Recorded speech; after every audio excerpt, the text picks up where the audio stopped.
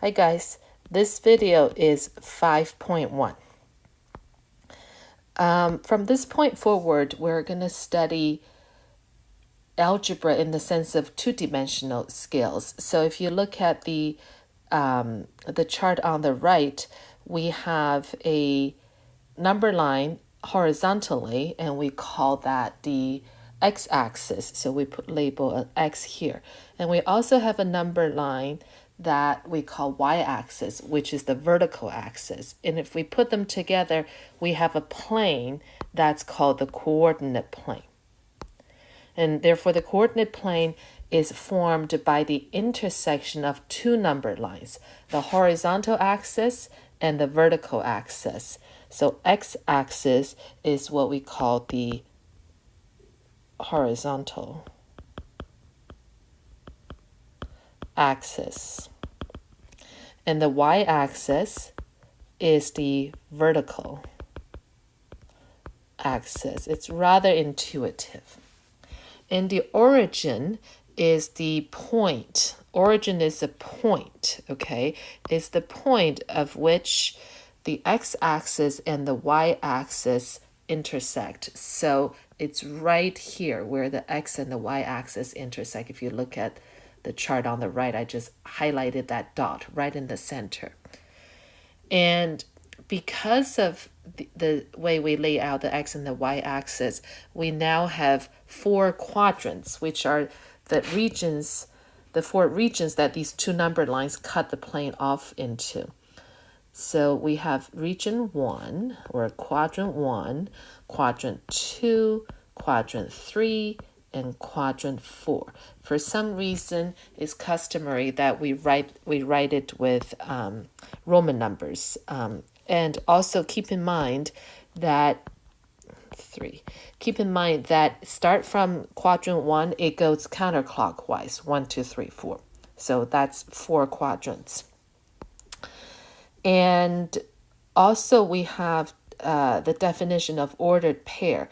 An ordered pair, so take the origin, for example. The ordered pair is really just a pair of numbers that's used to locate on the plane. So that indicates the x value and the y value. So if you look at the origin, for example, the x value is 0 and the y value is 0 as well, right? So the x indicates the x coordinate, meaning what's the number on the x-axis, and the y is the y coordinate.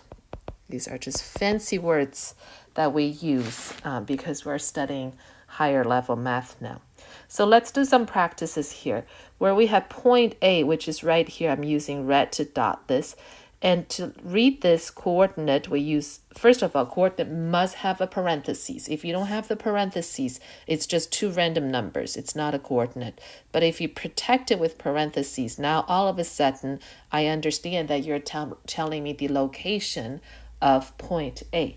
So you have to look at where does it drop into? What's this number here? So if I go 1, 2, 3, 4 from the origin, my x value is 4. And then I have to look at the y value. I have 1, 2, 3. So my y value is 3. And therefore I write 4, 3 as the ordered pair. And this is in quadrant 1, right? Now, if I look at B, which is right here, this obviously is in quadrant 3. And this axis go from 1, 2, 3, 4, 5. And now on the x-axis, when I go left, it's negative 5. And then from there, I go down 2, 3, 4, 5, 6. When I go down, the y is negative 6. So in other words, on x, when I go right, it's positive. When I go left, it's negative. On the y, when I go up, it's positive. When I go down from the origin, it's negative. So the origin is very, very important right here, okay? Because that determines the location. I'll use a red heart maybe. that determines the positive and the negative, the direction of the numbers. Now let's look at C. C is here, so the corresponding X value is right here.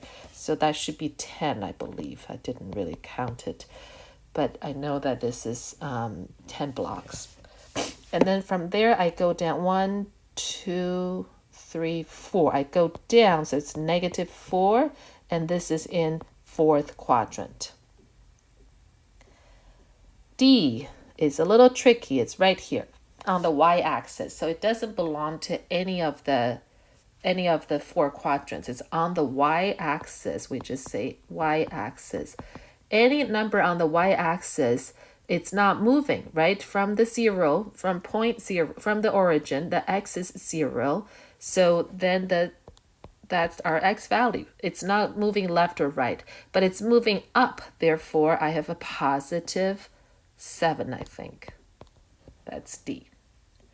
And E is on the left-hand side. I have -9 and +2, and that's in 2nd quadrant.